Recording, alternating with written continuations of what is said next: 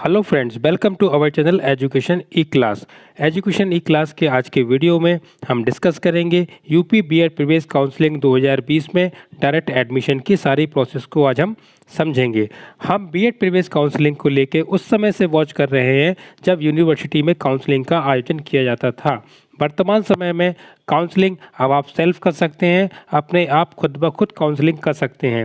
लेकिन समय के साथ साथ काफ़ी ऐसे प्रश्न जो सामने आ जाते हैं हमारे कि इस समय बच्चों के मन में सबसे ज़्यादा ये चीज़ रहती है कि डायरेक्ट एडमिशन की प्रोसेस होती क्या है, आखिरकार डायरेक्ट एडमिशन होते क्या हैं। जब हमारे कॉलेज में भी इस तरह के छात्र प्रवेश के लिए आते हैं तो उनके मन में भी इस प्रकार के प्रश्न उठते हैं।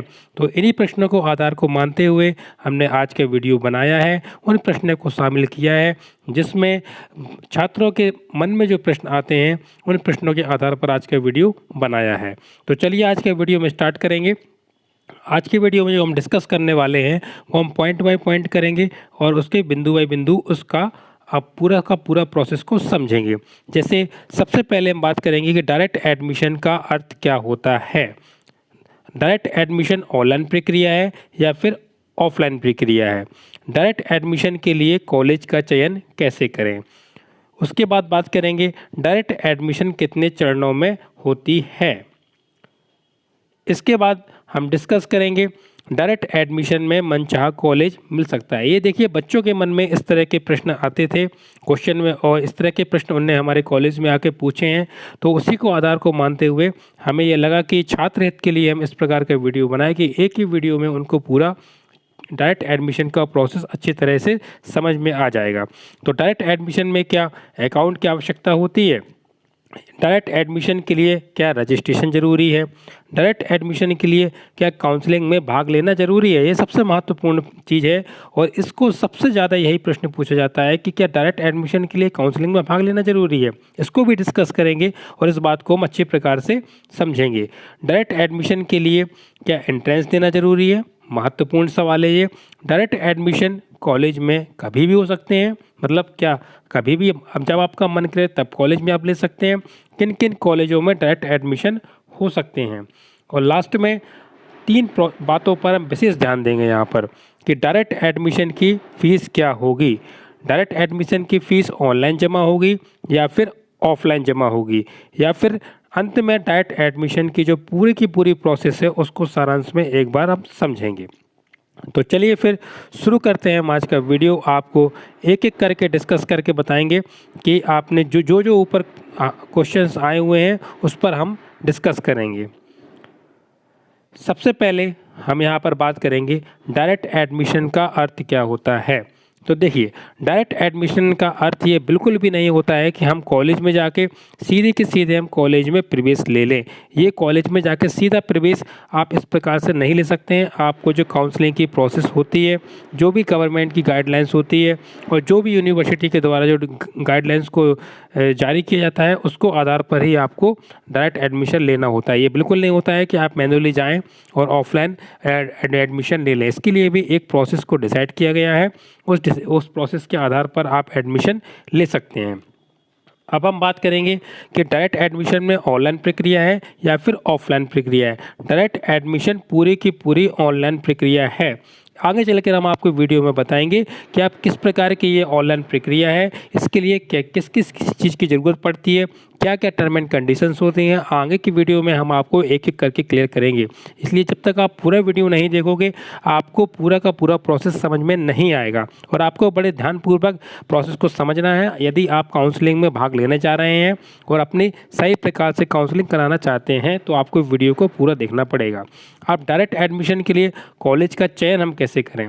देखिए डायरेक्ट एडमिशन के लिए सबसे पहले तो आपकी 4 चरणों पे काउंसलिंग हो जाएगी, आपकी हो जाएगी। काउंसलिंग के लिए अगर आप उसमें नहीं बैठते हैं या फिर किसी कारणवश आप उसमें नहीं बैठ पाते हैं, उसके बाद पूल काउंसलिंग होगी। इन 5 चीज़ों के मिलाने के बाद अगर किसी कॉलेज में सीट खाली रह जाती है तो फिर वो कॉलेज डायरेक्ट एडमिशन ले सकता है। उसके लिए जैसे हम उदाहरण के तौर पर आपको समझाते हैं कि किसी कॉलेज में अगर 100 सीटें हैं, 100 सीटों में से अगर उसने फर्स्ट काउंसलिंग में 50 सीटें भर गई, सेकंड में उसकी 60, थर्ड में 70, और उसके बाद अपनी 80 सीटें भर गई। पूल काउंसलिंग में उसकी 90 सीटें फुल हो चुकी हैं, जो कि आपकी लखनऊ यूनिवर्सिटी में आप समय समय पर जारी गाइडलाइंस के अनुसार आप उसको देख भी पाएंगे कि आपको कहाँ कितनी सीटें अवेलेबल हैं। तो ये सब होने के बाद क्या होगा कि आपकी ऐसे मान लो 100 में से आपकी 90 सीटें फिल हो चुकी हैं किसी कॉलेज की, केवल 10 सीटें उसकी रह गई हैं। तो 10 सीटों के लिए ही वो डायरेक्ट एडमिशन के लिए प्रवेश ले सकता है कॉलेज। 10 सीट से ज़्यादा बिल्कुल भी प्रवेश नहीं ले पाएगा वो, इसलिए तो आप उस कॉलेज में जा सकते हैं और उस कॉलेज में पता कर सकते हैं कि भाई आपके यहाँ कितनी सीटें खाली हैं, वो साइंस में कितनी है, आर्ट में कितनी है और आप किस ग्रुप में आ रहे हैं। तो उस हिसाब से आपको अगर सीट खाली है तभी आप कॉलेज में एडमिशन ले सकते हैं। अब बात करेंगे डायरेक्ट एडमिशन कितने चरणों में होता है। देखिए अभी आपको हमने शेड्यूल आपको दिखाया था, हमने पिछली वीडियो में भी एक शेड्यूल जारी हुआ था आपको, उसमें हमने दिखाया हुआ था कि एक निश्चित समय होता है डायरेक्ट एडमिशन के लिए। ये बिल्कुल भी नहीं है कि आप कभी भी आके डायरेक्ट एडमिशन कर लें। तो डायरेक्ट एडमिशन जो होता है वो एक निश्चित समय दिया जाता है कि 3 दिन 4 दिन 5 दिन जो भी शेड्यूल में जारी होगा उसी दिन आपको कराना है, क्योंकि जो एडमिशन होते हैं वो कॉलेज लॉगिन से कंफर्म किए जाते हैं। यानी कि उसके लिए भी एक तिथि होती है कॉलेज वालों के लिए कि कॉलेज की तिथि के अनुसार ही वह बच्चे को कंफर्म कर सकते हैं, स्टूडेंट को कंफर्म कर सकते हैं। अब हम यहाँ बात करेंगे डायरेक्ट एडमिशन में मनचाहा कॉलेज मिल सकता है। जी बिल्कुल, अगर आपने बिल्कुल मन बना लिया है कि हमको अगर बीएड करना है तो इसी कॉलेज से करना है, तो उसके लिए क्या होगा कि अगर आपने काउंसलिंग नहीं कराई, अगर उस कॉलेज में सीट खाली होती हैं और अगर आप वहाँ पहले पहुँच जाते हैं, सीट सबसे बड़ी कंडीशन आप ध्यान से सुनिए, सीट अगर खाली होती है और अगर आप उस कॉलेज में पहुँच जाते हैं तो हो सकता है कि आपको वहाँ एडमिशन मिल भी जाए और हो सकता है कि आपको एडमिशन वहाँ पर नहीं भी मिले। डिपेंड करता है कि वहाँ पे सीटें कितनी खाली हैं और आप जब पहुँचे हैं तब वहाँ पर कितनी सीटें खाली हैं। बात करेंगे अगले प्रोसेस की, बात करेंगे कि डायरेक्ट एडमिशन में क्या अकाउंट की आवश्यकता होती है। देखिए अकाउंट की आवश्यकता तो इसमें होती ही होती है।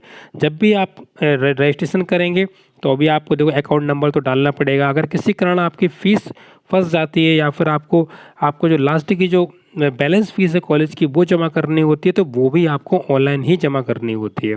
तो अगर इनकेस कोई फॉल्ट होता है तो वह आपके अकाउंट में वापस आ जाती है। ठीक है, अब बात करेंगे डायरेक्ट एडमिशन के लिए क्या रजिस्ट्रेशन ज़रूरी है। बिल्कुल मस्ट।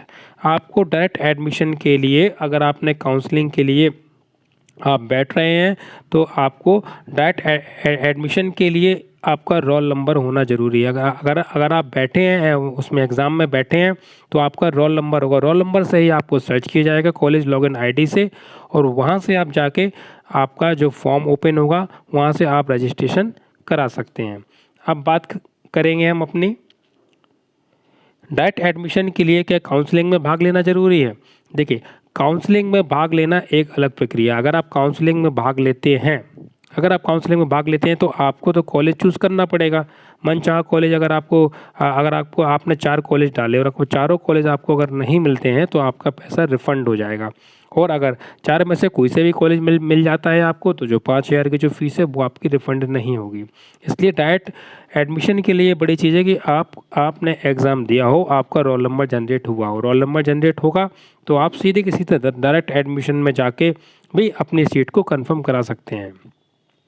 अब बात करेंगे डायरेक्ट एडमिशन के लिए क्या एंट्रेंस देना ज़रूरी है। ये हम आपको बता ही कि बिना एंट्रेंस के आपका डायरेक्ट एडमिशन आप नहीं ले सकते हैं। ये पहली बात है, क्योंकि डायरेक्ट एडमिशन में होता क्या है, जो आपका रोल नंबर होता है उसी को ही कॉलेज वाले अपने लॉगिन आईडी में डाल के आपको सर्च करते हैं, उन्हीं का डाटा उनके पास होता है।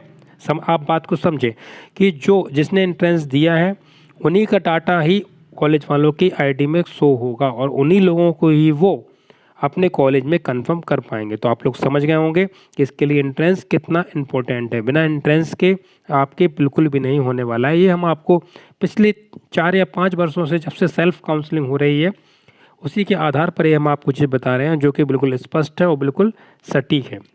डायरेक्ट एडमिशन कॉलेज में कभी भी ले सकते हैं जी नहीं, हम आपको पहले ही बता चुके हैं कि एक निश्चित अवधि होती है, विश्वविद्यालय द्वारा एक शेड्यूल जारी किया जाता है, उसी शेड्यूल के अंतर्गत ही आपकी काउंसलिंग आपको डायरेक्ट एडमिशन लेना है कॉलेज में उपस्थित होकर।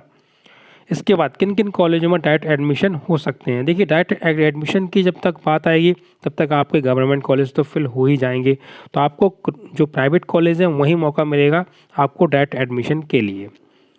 अब हम बात करेंगे डायरेक्ट एडमिशन की फ़ीस क्या होगी। देखिए जो कि आपकी काउंसलिंग की फर्स्ट काउंसलिंग की सेकंड काउंसलिंग की फ़ीस होती है, यानी टोटल फ़ीस 51,250 होती है, वही आपकी डायरेक्ट काउंसलिंग में फ़ीस होगी। डायरेक्ट एडमिशन की फ़ीस ऑनलाइन जमा होगी या ऑफलाइन, देखिए ये सबसे इम्पोर्टेंट चीज़ है। इसको हम बहुत अच्छी प्रकार से आपको समझेंगे कि डायरेक्ट एडमिशन के लिए देखिए मैंने पहले ही बताया कि पूरी की पूरी प्रोसेस आपकी ऑनलाइन है, यहाँ ऑफलाइन कोई काम नहीं है। अगर कोई आपसे कहता है कि आप हमको ऑफलाइन पैसे जमा कर दीजिए, हम आपका एडमिशन करा देंगे, तो वो सही बात नहीं है, क्योंकि होना सब कुछ जब ऑनलाइन है तो आप अपने सामने ही क्यों अपना ऑनलाइन पेमेंट क्यों नहीं करते। मेरा तो ये मानना है, इससे आपके फ्रॉड होने की संभावना सबसे कम रहेगी। इसलिए आपको जो ऑनलाइन प्रोसेस है तो आपकी फ़ीस भी ऑनलाइन ही जमा होगी, आपको कैश कहीं पर भी जमा नहीं करना है आपको फर्स्ट ईयर में। इसके बाद अंत में डायरेक्ट एडमिशन को प्रोसेस को हम पूरा समझेंगे और सारांश में समझेंगे। देखिए डायरेक्ट एडमिशन के लिए हमने सारी बातें आपको बताई दी हैं कि आपको ये पूरी ऑनलाइन प्रोसेस है, इसकी ऑनलाइन फ़ीस जमा होगी, एक निर्धारित अवधि होगी, उसके अंतर्गत आपको यहाँ पर फ़ीस जमा करनी होगी। और उसके बाद अगर किसी कॉलेज की 4 काउंसलिंग और पूल काउंसलिंग को मिला के अगर किसी कॉलेज की सीट अगर कोई खाली रह जाती है, तभी आपको वहाँ पर कॉलेज में सीट मिलने की संभावना रहेगी। और किसी कॉलेज की जैसे मान लो एक निर्धारित 100 सीट हैं तो वो उससे ज़्यादा एडमिशन नहीं ले पाएगा। अगर 90 सीटें उसकी काउंसलिंग के द्वारा भरती हैं तो वह केवल और केवल 10 सीटों पर ही प्रवेश ले पाएगा। इसके साथ आपको देखना पड़ेगा कि आपकी साइंस एंड जो आपकी एग्रीकल्चर है और आपका जो आर्ट एंड कॉमर्स है उसमें भी आपको संबंधित में आपको सीट रखते हैं कि नहीं है, ये चीज़ का भी आपको ब्यौरा देखना पड़ेगा। और जो कि हम आपको अपने वीडियो के माध्यम से आपको समय समय जब काउंसलिंग स्टार्ट हो जाएगी तो आपको बताते रहेंगे। इसलिए आप अगर चैनल पर नए हो तो हमारे चैनल को सब्सक्राइब कर लीजिए, हमारे और बेल आइकन को क्लिक कर लीजिए। जब भी हम कोई भी नया नोटिफिकेशन डालेंगे तो सबसे पहले आपको हमारा नोटिफिकेशन मिल जाएगा। और वीडियो अच्छा लगा तो वीडियोस को लाइक करें, शेयर करें, चैनल को सब्सक्राइब करना ना भूलें आने वाले लेटेस्ट अपडेट के लिए। धन्यवाद।